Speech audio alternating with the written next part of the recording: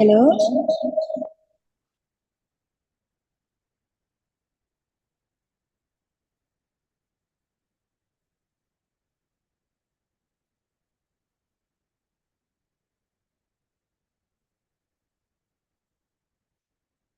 halo.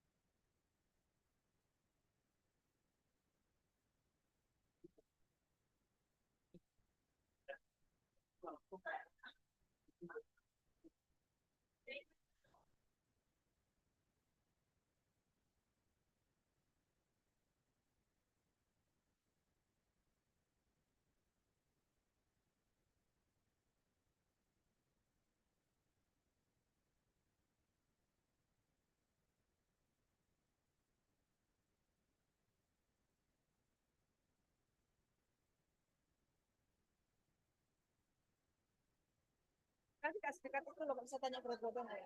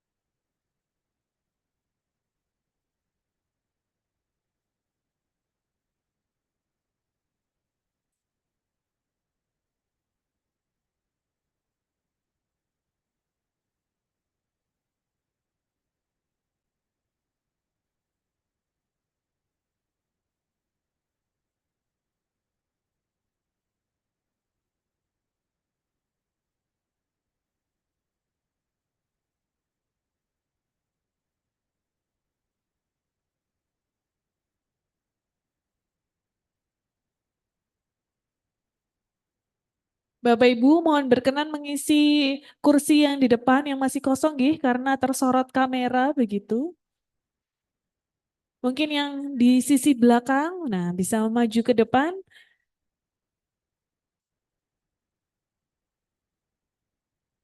Bapak Ibu mohon berkenan mengisi kursi yang di depan yang masih kosong gih karena tersorot kamera begitu. Mungkin yang di sisi belakang, nah bisa maju ke depan.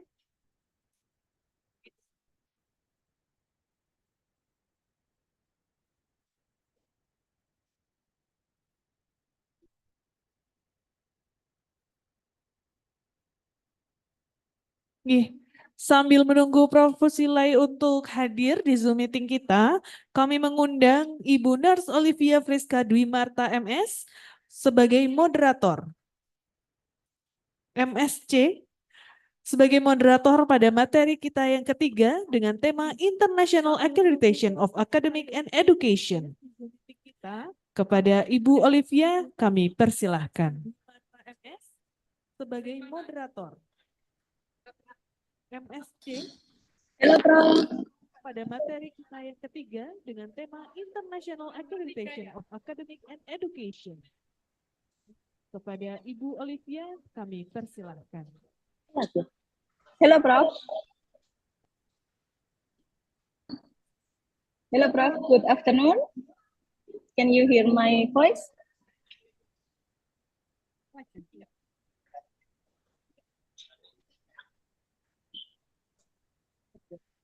Halo, Prof.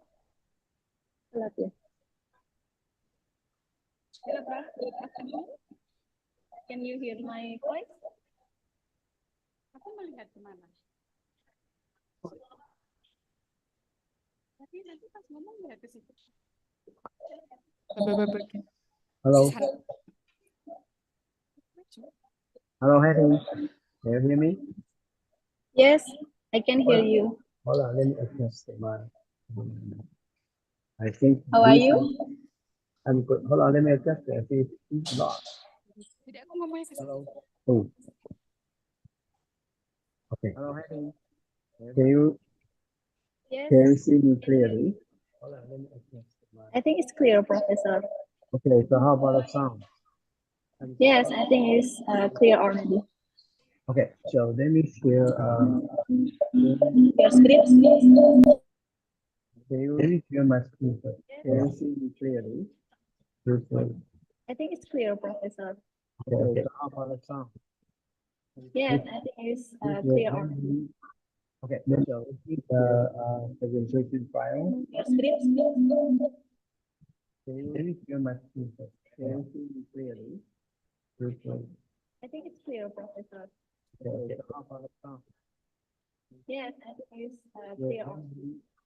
Okay, so this is the presentation file. Your script. Let me share my screen first. Can you see me clearly? Okay, I think it's clear, Professor. okay, so how about the sound? Yes, I think it's clear already.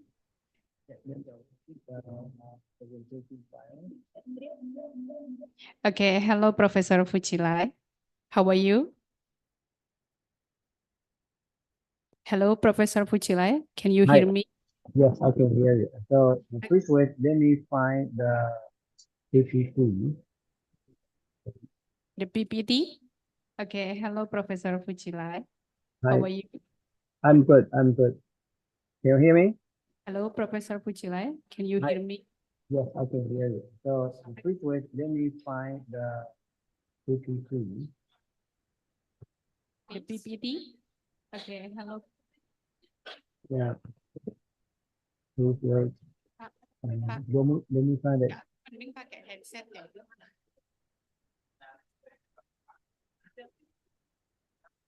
Okay, here we are.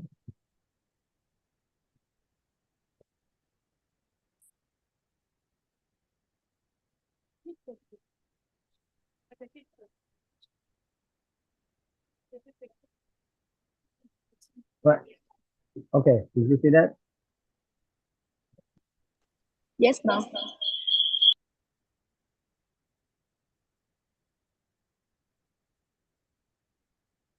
Okay, hold on.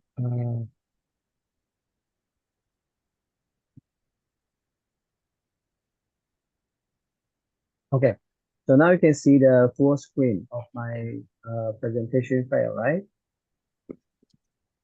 Yes, Professor. First, Okay. I will open this meeting before, Okay. and I will Sure. give the opportunity to you. Okay. Okay.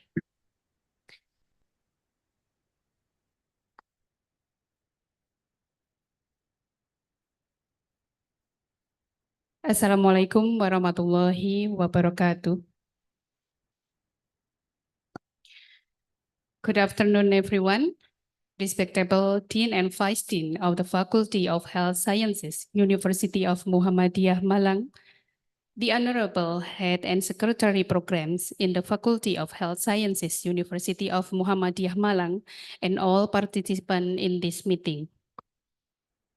So ladies and gentlemen, thank you very much for preparing yourself to join our meeting today. I'm Olivia Fresca Dwi Marta, the moderator of today's seminar. I'm very pleased to greet you here and welcome all of you to this meeting. Ladies and gentlemen, today's speaker for the third plenary session is Professor Fu-Chih. So beforehand, I will read his curriculum vitae. So Professor Fu-Chih is the first Taiwanese male nurse who gets the PhD degree in nursing and currently resides in the Taipei, Taiwan. He received his doctorate degree from Kent State University and master degree of nursing from Case Western Reserve University in Cleveland, Ohio, United States of America.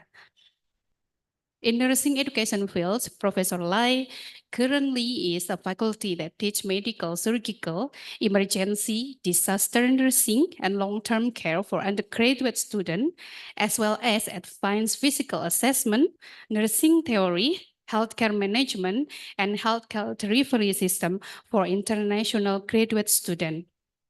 And he has involved with adopting OCT, simulation, and VR to enhance nursing student and staff's awareness of patient safety and quality improvement. He also has published several articles to the International Journal regarding nursing care, disaster, and nursing management.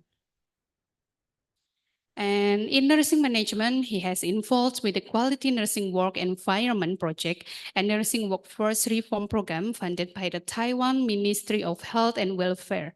Moreover, he has served as a surveyor of nursing home and home care credentialing in Taiwan for 10 years.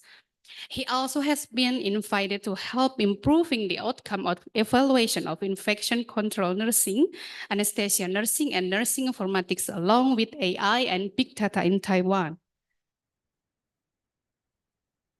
In leadership fields, Professor Lai actively served as a general supervisor of Taiwan International Classification of Functioning, Health and Disability Research Society and the Deputy Chair of Disaster Nursing Committee, Taiwan Nurses Association since 2012. He also served as a consultant of two municipal medical dispute resolution committee and disability welfare committee in Taiwan. And the last in research field, Professor Lai had received grant from Ministry of Health and Welfare for disability research, as well as grant supported by the Ministry of Science and Technology for disaster nursing research. Professor Lai also cooperated with the several hospitals conducting researches in China on nursing management, quality improvement, and patient safety, as well as universities of Kobe and Hirosaki in Japan for using VR in dementia and radiation disaster research. So before we start this meeting, let me inform how the presentation will be going on. The first, Professor Lai will be invited to present the material, and after that, there will be a question and answer session. For the presentation, is around 30 to 45 minutes. Now, allow me to welcome the speaker, Professor Fu-Chih Lai, to deliver his presentation about International Accreditation of Academic and Education. Professor Lai, time and screen is yours. All right. Good evening, everyone. Actually, I just finished one PhD student final defense. The student is from Indonesia. So he collect all of the data from Indonesia about the COVID-19 and for the psychological support. So for me, this whole afternoon is devoted to all Indonesia people. So the early this afternoon for the PhD student final defense, and then now is time for sharing the international accreditation of academic and education. So I'm from Taipei Medical University, College of Nursing. So as you can see at the background of this PPT, this is Taipei 101. And this is the building that I am here right now. I'm at the 14th floor. So I can see Taipei 101 every day and night. So let me tell you one trick. If you get opportunity to visit Taipei in Taiwan in the future, if you look at Taipei 101, the light in the Taipei 101 on the top, if you count it from Monday to Sunday, it goes with the 7 colors of the rainbow. They started from red. So if today is Wednesday, so there will be yellow color tonight. So this is a little trick I can share with you if you get opportunity to visit Taiwan. So today my very short talk will focus on how we need to do international accreditation. So I will share with you all of my own experience in Taipei Medical University, what we have done, and how we reached the QS ranking for the QS nursing field. I remember we are 38, I think, if I remember correctly, and we are the #1 QS ranking type of nursing in whole Taiwan. So I will share how we achieve this status. So I will tell you about the 5W, 1X for international accreditation of both academic and education. So I think we might have a confusion about education and academic. And we might also think about what is the difference between ranking and accreditation. So I will spend very short time to tell you the requirement of the US ranking, which is the majority of the world ranking for all fields, especially in academic and education. So from that, I will share the Taiwanese experience, how my university recognized to what we have done to achieve that. And also by the reflection of the Taiwanese experience, also we can think about what should you do in the future for your university. So first of all, you might ask yourself before you want to study in the program or program, how you feel, how you feel that you want that before you put your thing, you can third over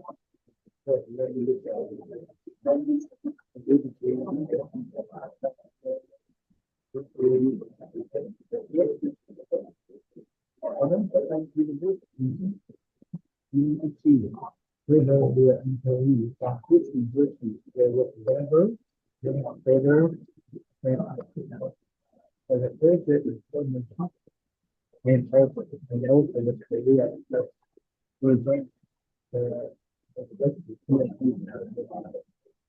we have five serious or mission or students that have been for free on university. And as the project some of the work in my own university and the first so in our employment today, we are reaching the fourth country who is higher, including the third grade. Also, we are here. That used to be and that value actually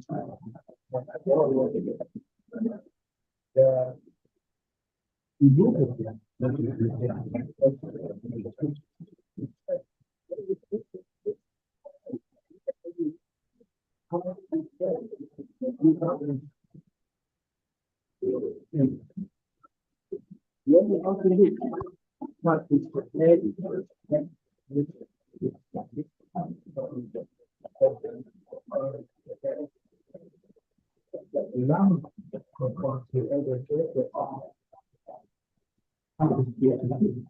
so we will also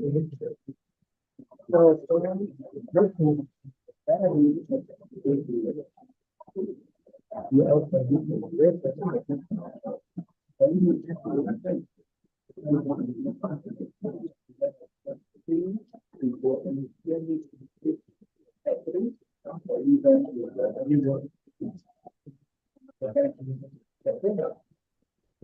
also so this is the basic step in therapy.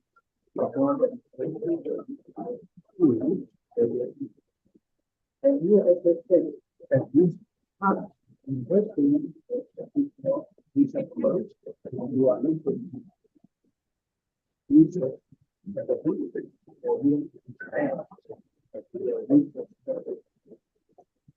one is this part university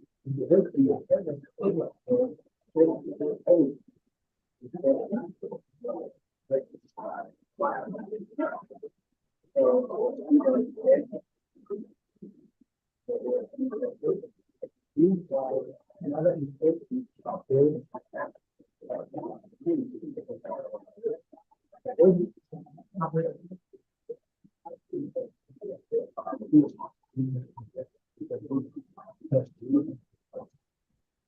so you want to actually have a great job in the and one, you work with one that's easy. But the time over, you can take the so even you need to have vision to do here are the governor referred so you want to also establish in the university that many people after the graduate for this is also the exam so in availability But you also want to look at the future product because in this field is almost research. But how about our for the future? Because not everyone there to the research. When I go to the second, so how in the future will also be a quality. So those in the basis of comparison before you turn over the and when you are choosing the university, in your ranking criteria, we are to pick from the one which is the reference. So this is the focus. We determine that is the mistake because we determine the bad. So this is exactly what QSP when I will have a show it to you. Those activities. But before we do some activities, there is QSP.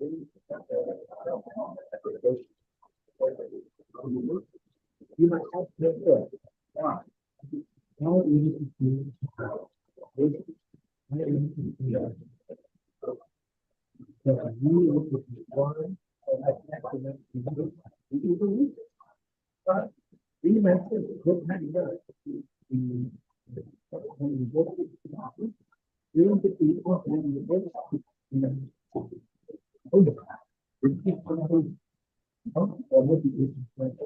so that will be one of the why or and after that, you have to think of what here. So every year, every step in our university, we will have to Professor Lai, I I'm sorry, your voice is not clear in here. So if if Professor change the headsets or maybe they remove the jack of the headset, is it clear? So let me remove this one. Let me remove mic. Can you hear me right now?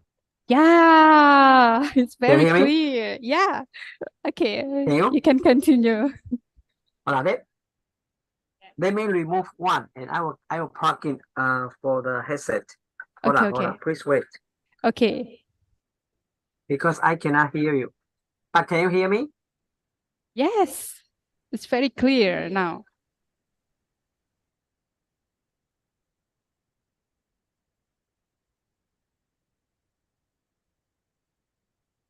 Yeah, please wait.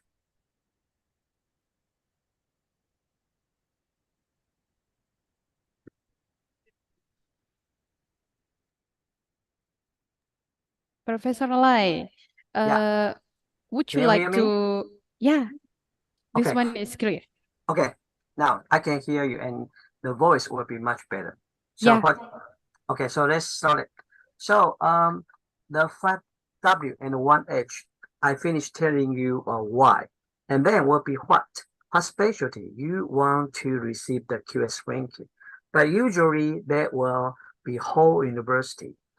Some of them, they might have an accreditation on certain program, but I suggest you have to look at the strengths of your university. For example, in TMU, the College of Nursing has the highest number of the QS ranking in our whole university. Our medical school has much lower ranking than us, but our College of Nursing is the most, highly ranking in whole Taiwan and in our university. So you have to look at what program, and you will put, lots of investment, and you might have lots of encouragement to the faculty. And you might also want to ask who will be responsible for the QS ranking. And I want to suggest you don't appoint anyone. You have to take all of your faculty to work together. So all of our faculty, we devote our time on teaching and research, and of course for international cooperation. So that's why I told you in the afternoon, I just finished attending one Indonesia PhD student's final defense. And you also want to set up the agenda for when for you to apply for the QS ranking. And it never takes a short time to be ranked. So it will be gradually, it takes longer time, 5 years, 10 years, or maybe even longer than that. And where are your strengths? Where are your weaknesses? You need to be very clear on that. And then you will learn how to increase your strengths and how to reduce your weakness. So the 5W1H is very important thinking point for the university to receive the international accreditation and also for your education and academic. So from here, this is the newest one. I think since I want to share the information with you, I want you to know the newest one. So this is 2024 edition for the QS ranking. This is their weighting. For example, for academic reputation, it has the greatest number. So this means you need to focus on research. But you cannot only focus on research. You also have to be balanced on your education. So number one is for academic reputation. Number two will be employer reputation. But here is for citation per faculty. So citation means from your research, from the article you publish, how many people cite your work. So academic reputation and the citation per faculty, they are interrelated. So that's why you can see their weighting is quite high. One is 30%, another one is 20%. After that, there will be your employer reputation. So you need to cooperate with the hospital that your student, they work. You need to do the follow-up on that you will have a opportunity to increase your employer reputation. And also faculty-student ratio, I think you do have your certain requirement for that. And for faculty-student ratio, you have to also look at both international faculty and international student ratio. Actually, the QS has a very clear definition how you count it as international faculty, how you count it as an international student. And from academic reputation and the citation, also they very care about international research network. So for example, from my the article I publish, I always publish with my friend. They are also professor from Japan, from China, and from United States, and also from Korea. So you have to establish the network with the international scholar or with the international researcher. So in your article, if you want to publish, this is very important if you have an international research network. And after that, we will look at the employment outcome. This means how your student, they go to hospital or go to nursing care related industry to work. So we monitor that. And this one is the newest one, sustainability. This is related to sustainable development goals. So I will give an example how my university is doing on this part for sustainability. So this is all of the requirement from what I have mentioned, from academic reputation, employer reputation, faculty student ratio, international student, international faculty, and citation, and all the way until sustainability. So I will give you very short time because my time is very limited. So first, let's talk about sustainability first, because this is very easy to do. So in my course, let me give you an example. I have a course called Introduction to Disaster Nursing. This is elective course, but I teach this course in EMI. This means it's all English, not Mandarin. So I teach my Taiwanese student in English for this Introduction to Disaster course.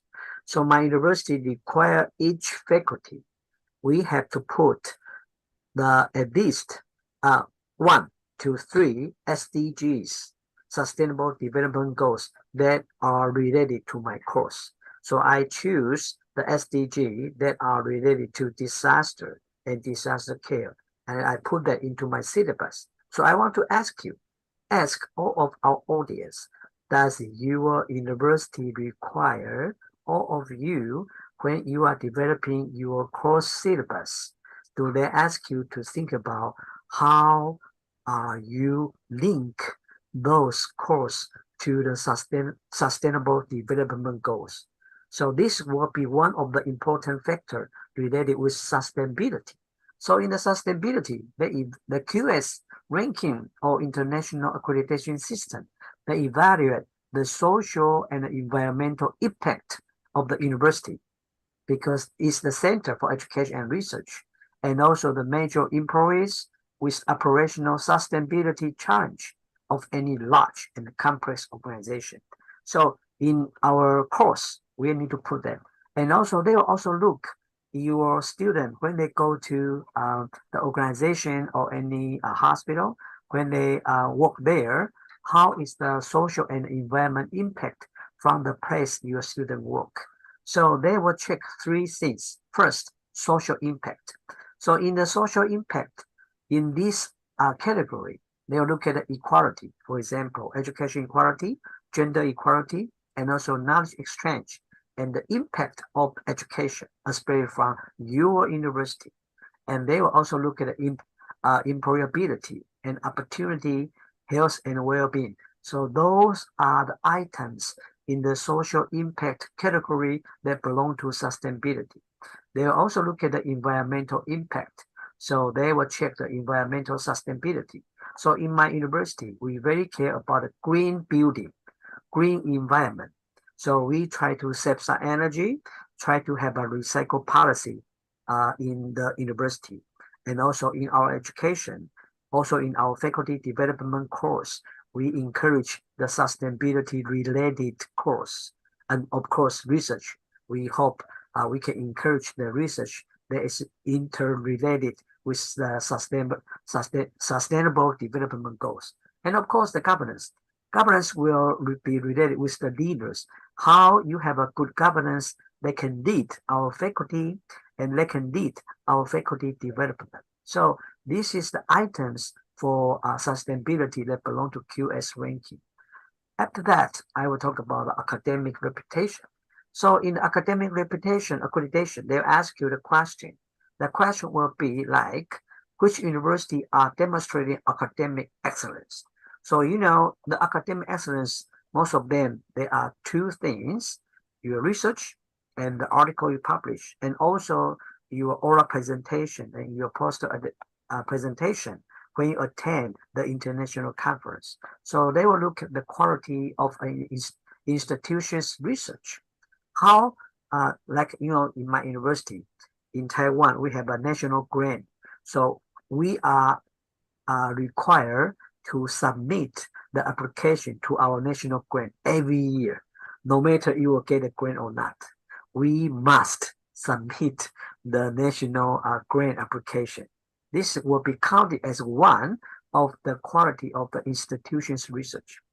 So even you apply the local Indonesia government grant, but they can be used as the QS ranking. So there will be academic reputation. But of course, they also encourage you have international cooperation research.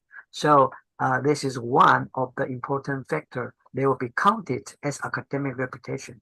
Another one will be approach to academic partnership, a strategic impact, and educational innovativeness. So again, I encourage you, your university can cooperate with our university or any university outside of the Indonesia, in Japan, in Korea, or even in ASEAN countries. You can cooperate with them for the research.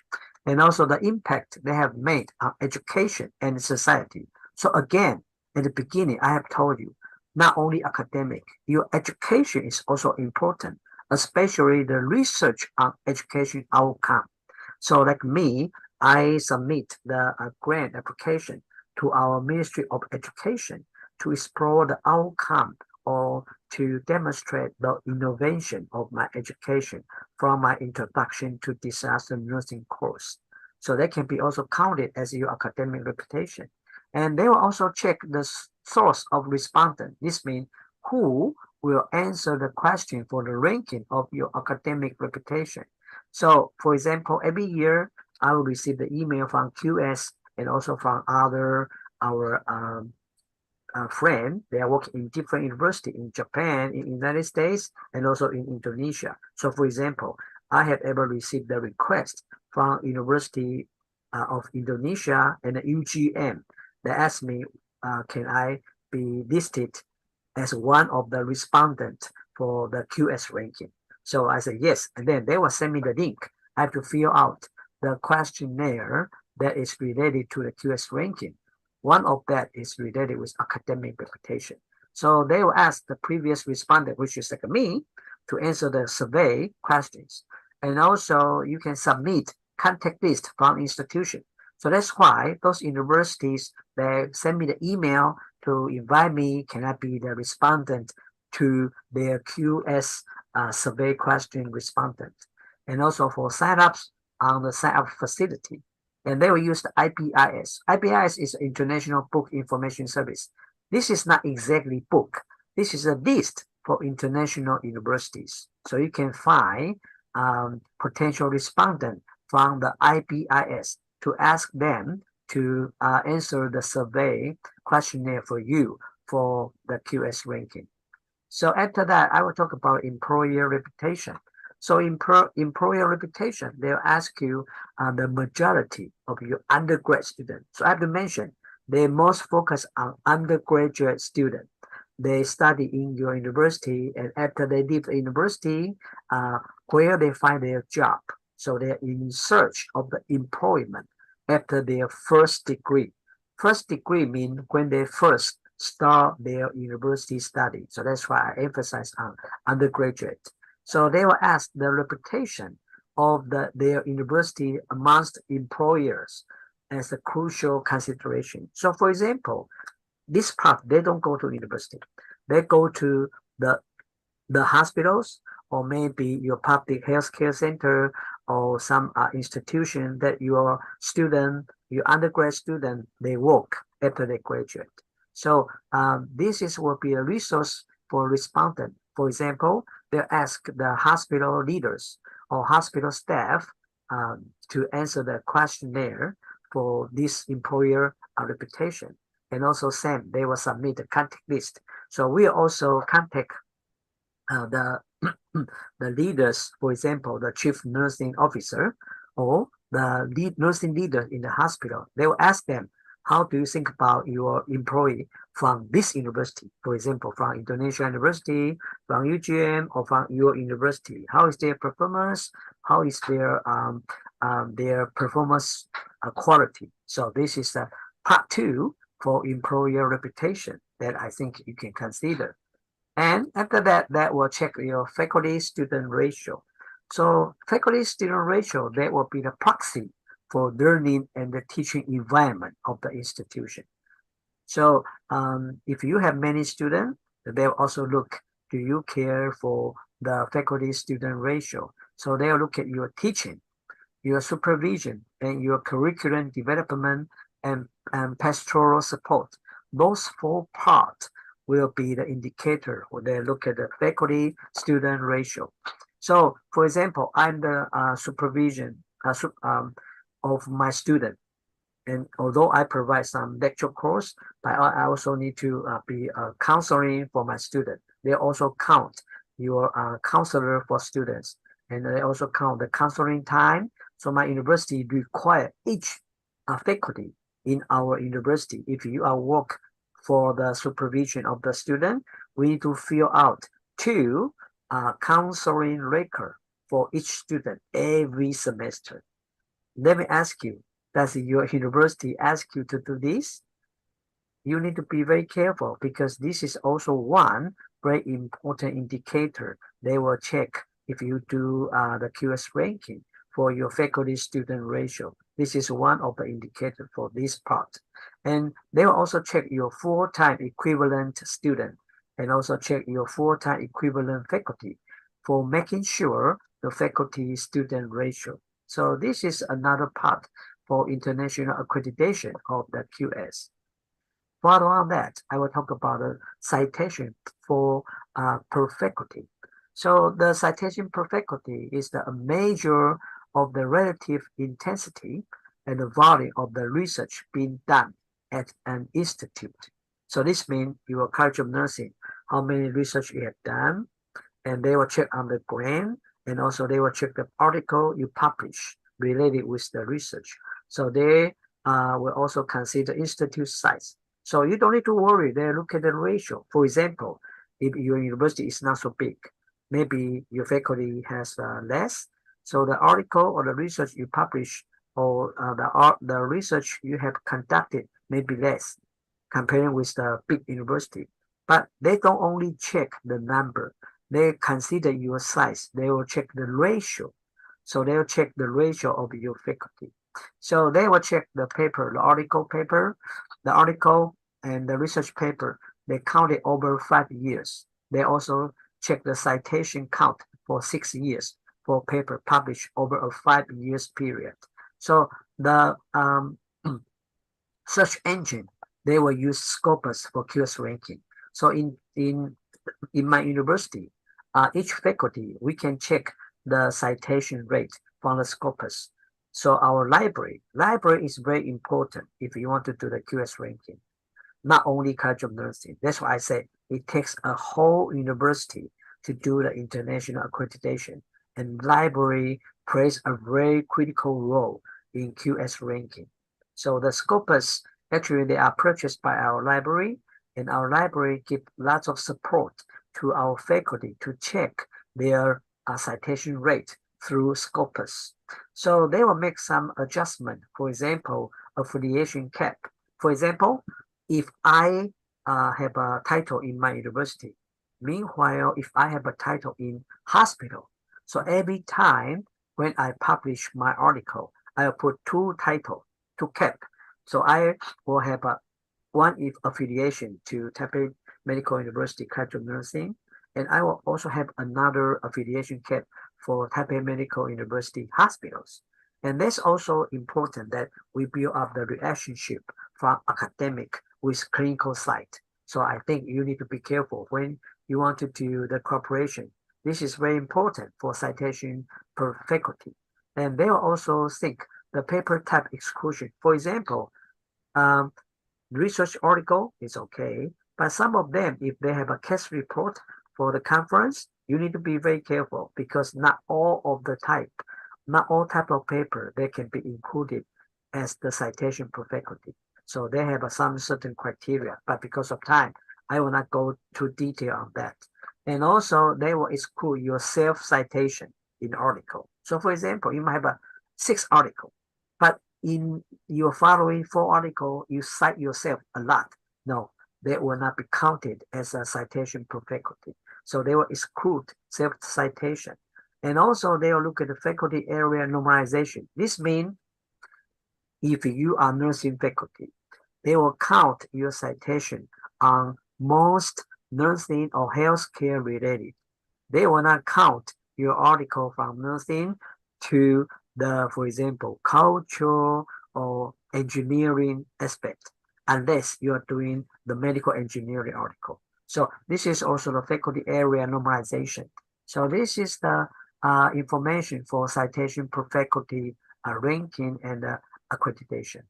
So we also look at the international faculty ratio, and this is similar with international students. So they will count the number of faculty staff who contribute to academic teaching or research or both at the university, and this faculty teach and work in university at least 3 months. So maybe it's important why some very top QS ranking university, they always have some visiting scholar, and they require you need to stay here for at least 3 months, and maybe for teaching. So it has a requirement for the minimum of time of 3 months to be counted. But not only the time limitation, they also have a detailed requirement. For example, who are of a foreign nationality as a proportion of overall faculty staff. So they must be a foreign nation. So for example, if I'm from Taiwan, if I have opportunity to teach in your university for more than 3 months, this means at least 1 semester, then I can be counted into the international faculty. But the international is determined by the citizenship. So I have only citizenship of Taiwan. If I go to teach in your university, I think I can be counted. But if I have both Indonesian and the Taiwanese citizenship, maybe they will not count me because my citizenship, part of that will be Indonesia. So they will count your citizenship.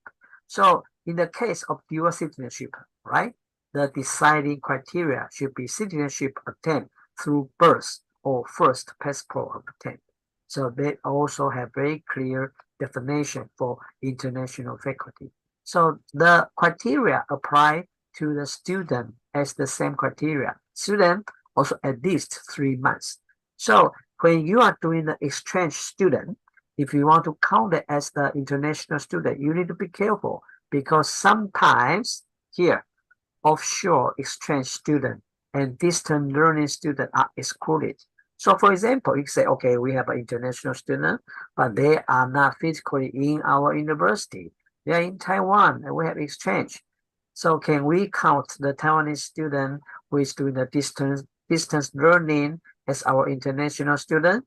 No, the answer is no. So that is why I encourage you, you can have a longer, long-term, this long-term means more than 3 months exchange student program. If you want to do the QS ranking, they will count it as international student ratio. As to the strategy, maybe you can discuss to the university leader from the program, exchange program, or maybe for the scholarship program, they can attract more international students to study in your university at least 3 months. After that, there will be International Research Network, IRN. So International Research Network means how institutions create and sustain. Sustain is very important. How we sustain research partnership. So in order to do this, the sister university is very important. We have the school who signed an MOU with us. They are our sister university because, excuse me, because we want to do international co-authorship and research. So as I have mentioned at the beginning, the internationally co-author publication with other institutions cross borders is very important. So every time when the faculty, if you want to publish your article, for example, I take myself as an example. Last year in 2023, March, I brought 4 Japanese scholars. They are doing radiation disaster study in Japan. So they visit Taiwan. I brought them to have a visit in different disaster response center and different hospitals who is responsible for disaster care for 1 week. After they go back to Japan, we published together as the comparison of informatic system utilization in disaster care. So we have a cooperate in the visit. We publish the article together. So we have a co-authorship in the article. So I suggest you, if you want to publish any article, you can invite us or invite our faculty in Taiwan. They can publish the article together with you. So that is one of very important indicator for international research network. And this is very important, sustained partnership. So they will count 3 or more joint paper published in the corresponding broad or narrow subject in 5 years. Again, this is what I said, co-authorship, from the scholar from different university and in different country. So this is a category for QS, one of that, which is very important for international research network. And after that, there will be employment outcome. So employment outcome will be the reflection of the ability of the institution to ensure high level of employability of their graduate. Because in QS, if you are excellent university, we hope your student, they can find a job after they graduate. And most important, the job they are working at is related to their training for their undergrad study. So this is very important. Another one will be how the university, they nurturate future leaders who go on to make impact in their respective field. So that's very important. That's why I mentioned they will check, do you have very famous researcher, famous even the governor, even the city mayor, they graduate from your university, they can be one of the employment outcome because they are leaders. right? So they will look the graduate employment index. For example, the percentage of the graduate who get paid. So they will check, do you find a paid job within 15 months? So in my College of Nursing, we have some team. There's some faculty that belong to the team. They will do the employment follow-up. So like me, next week, we will have the meeting with the hospitals. They hire our graduate. We'll ask them, how is our students? Do you think we need to have an improvement on in our education, that our graduates, our students, when they graduate, when they enter your hospital, they can work smoothly? So we do the follow-up for 15 months. This means we have to follow up our graduate in 2 years, and we have to aggregate the data, because in this category, they will ask for employment outcome. So you need to be careful. If the graduates who are on the voluntary or unpaid work, they will not count it. They will not count you. They will not count into the graduate employment index. They only count the job that got paid. Even they are part-time, it's okay. But the voluntary work, because some voluntary work, they might pay you for your trade fee. No, they will be excluded. So here I say, if you are on voluntary or unpaid work, continue further study, or unavailable for work due to military service, disability, travel or caring need for your parents, for your family, they are excluded. So this part is very important. You need to pay attention to hear this part. Another one for your alumni impact, like I told you. Do you have any, like your city mayor, your governor, or your famous leader, they graduate from your university? So they are alumni impact. So has the list been in circulation for more than one edition? A publisher well known or valid, if they are very famous publisher, is the list truly regional or global? So for example, our president in Taiwan right now, the President Tsai, she will step down in the this May. So she graduated from British. So she graduated from London Economy and Political College. So this is the #1 political science university in the whole world. So our President Tsai will be one of the alumni impact. So her university will cite her as the QS ranking employment outcome, because she is the president of Taiwan who graduated from London College of Economy and Political Science. So this is the example, and I believe in your university you have many examples. Your alumni, they might be city mayor, they might even be president. I remember the president of Indonesia. He graduated from Indonesia University, right? Or UGM, I forgot. And I believe you have many examples like this. And also is the job title generally consistent across the globe. So this means if you find your alumni, their leaders, if you want to go QS ranking, you need to be careful. Their title should be global consistent. So this is a little bit detailed when they count alumni impact in the employment outcome in QS ranking.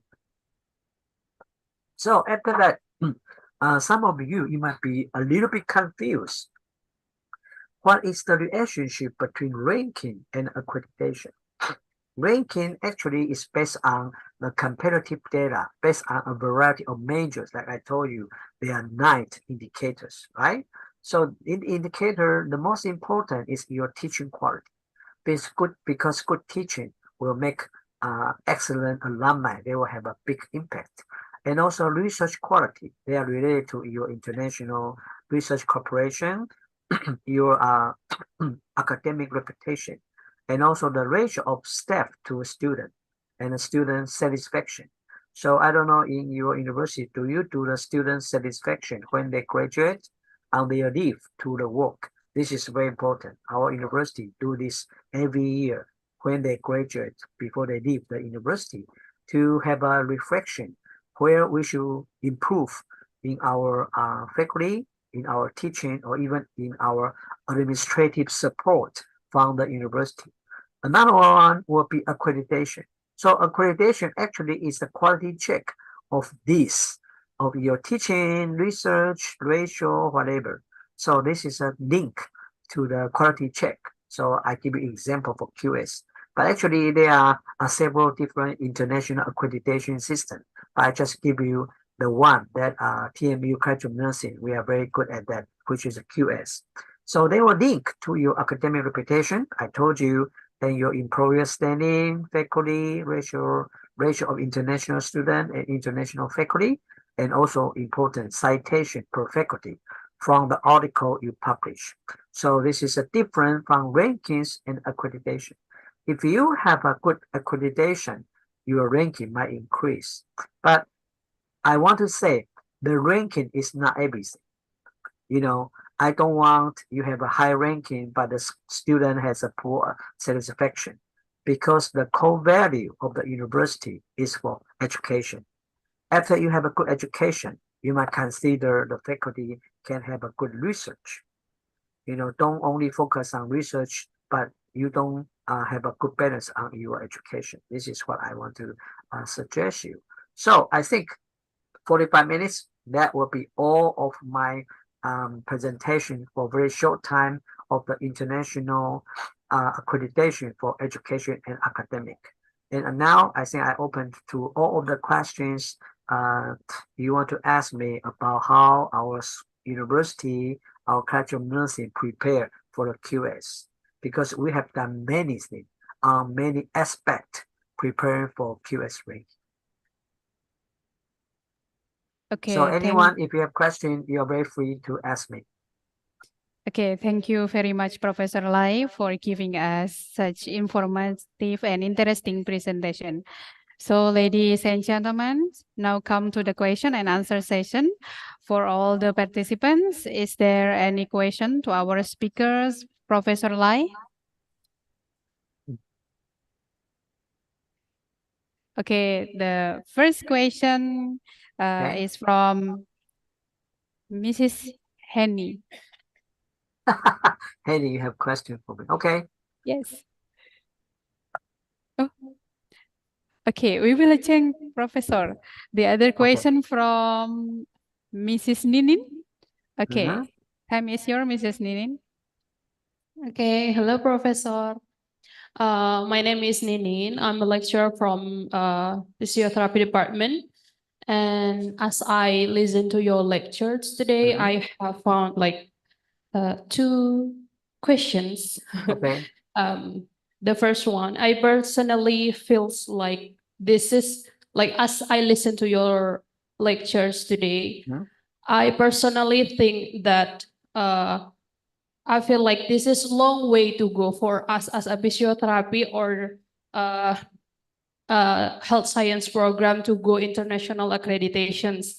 Like, for example, the requirement for like 5W1H, it's hard for us to achieve all that. And I would like to ask for your recommendation, what things that we need to do for our first golden step to go to all the way to international accreditations. Well, and I would hold on, like to ask how long is the process? Yeah, let me tell you. Actually, it's not difficult because this is what you have done every day. For example, before we go on QS, our university go on QS maybe back to 10 years ago. But before 10 years, our Ministry of Education require each university, we need to do our employment follow-up. For example, you teach the student, and you want, when the student go to work in the hospital, mostly, you want to ask the hospital, how is my product, right? Our student is our product. If we take university is a company, right? We have a company or factory, we produce our student. Our student go to hospital. So hospital use that as the step. So you want to ask the hospital, how is our product, which is our student? And this is already requirement by the Taiwanese Ministry of Education. So I want you to ask yourself, in Indonesia, does your education ministry require you or your university require your department to do the follow-up for employment, for the faculty performance, because in Taipei Medical University, our university has very strong requirement for the faculty to do research and also do education. So let me give you my own example. Each semester, our students are asked to fill out the evaluation of our faculty. And then we will give the outcome of the faculty. We will give the outcome of the student evaluation to the faculty. If you are less than 5%, if you are on the less 5% of the whole university, our president will talk to you. Or maybe I'm serious. Our education department belong to our university. They will talk to you. And our dean will talk to you, will ask you, how can we help you to improve your evaluation? So this is evaluation is belong to student satisfaction, right? And even in my university, each semester I get 400 Taiwanese dollars for one student. So for example, if I have 20 students, I will get 8,000 Taiwanese dollars for what? I need to go to have a dinner with my student, talk to them in their life. Because some students, they might have a depression. Some students might have a family issues. Some students might have a financial problems. I need to help them. This is also one of the indicator for QS ranking. So that's why I tell you, you look what your university is asking you to do. You don't need to do extra work. Just make sure the evaluation or your university already asked you to do something that is consistent with the international accreditation requirement. So TMU, we don't do extra work. Whatever we are doing now, based on the QS requirement. So it takes us, for 10 years to do the top ranking. But we have done many things like QS is required long time ago. So if you ask me how long does it take, maybe it's hard for me to answer to you because we already do this for a long time ago. For example, I started my teaching in TMU back to 2008, right? So 2008 to now is almost more than 15 years. So during the 15 years of my teaching, whatever the QS require, we already collected before we go on the QS.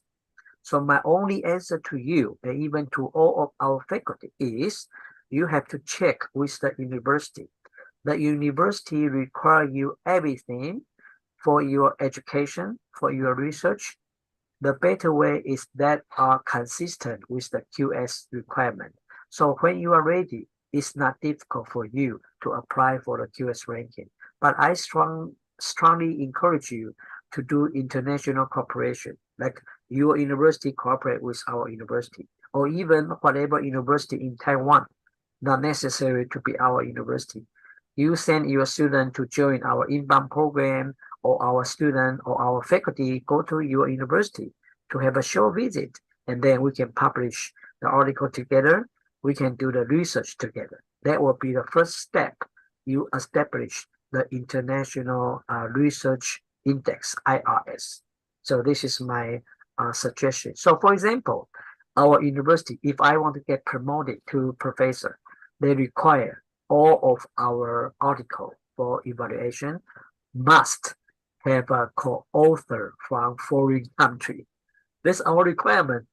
Yeah. So ask yourself, does your university put this as one of the requirements for your promotion? Or does university give you an extra bonus? For example, they give you money if you get an article published for SSCI or SSCI that has a co-author from foreign country or from other university. All right, that can encourage our faculty to have a co-authorship of the international scholars.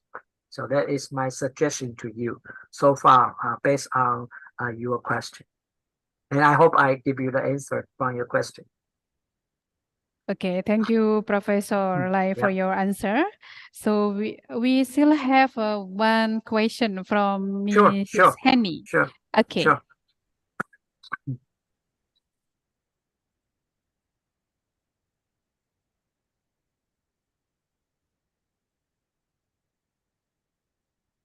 Hello, Prof. Hi, how are you? Long time no see. I'm fine. Thank I'm you. so glad to Miss see you you so much, again. Professor. Yep. uh, and I would say thank you so much for you because you just told me that you are to be examiner from international student professor. Yep. Because he is Musli. Musli is my colleague from Faculty of Health Science, University of Muhammadiyah. Yeah, I gave him lots of suggestions on his dissertation. Yeah. Okay. I have some question, Professor. Mhm. The first one is that you said that we have to be corresponding author for the International Education Accreditation. However, we know that some paper, even we are not to be corresponding author, whether we can to be first author, and then how many articles should be include during 5 years, and then the But second. hold on, let me answer you first. If you look at the PPT, I'm very free to give you all the PPT. So please share this the PowerPoint to all the faculty. I'm very fine with that. So I remember I said that in past 5 years.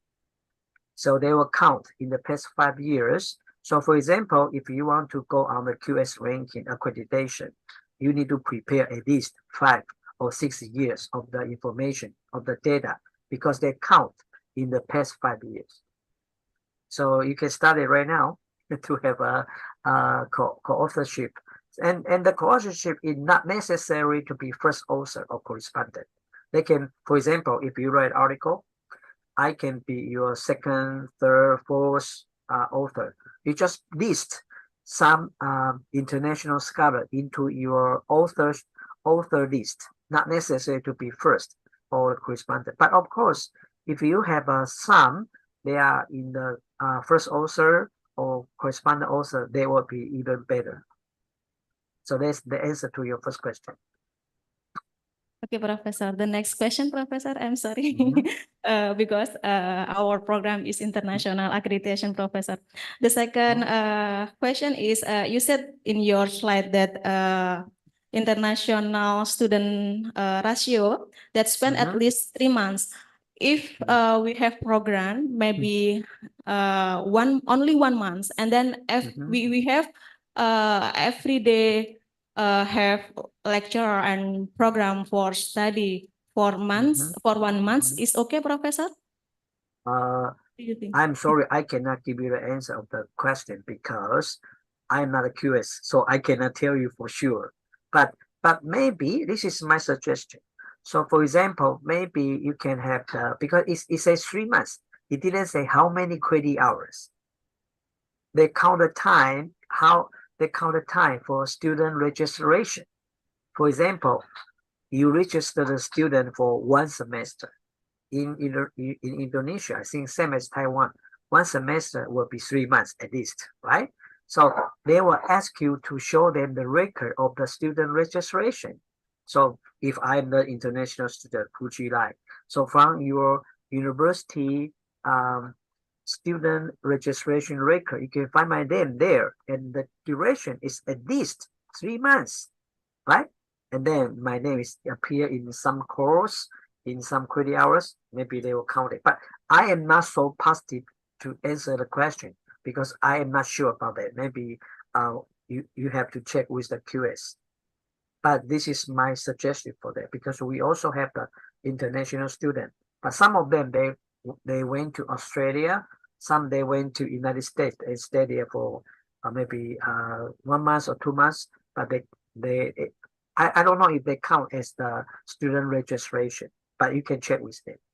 Yeah, but that's my suggestion for the strategy. Okay, Professor. I think it's enough. Thank you so much for Okay, your okay, suggestion. Bye-bye. okay. Bye-bye, Prof. Take care. Yeah, I'm very happy to see you again. Okay, thank you, Miss Annie and Professor Lai. So because we have a limited time, so I will close the session. So before Sure. I close this session, I would like to present the certificate to our Professor Lai. Thank you, thank you. Okay, please wait.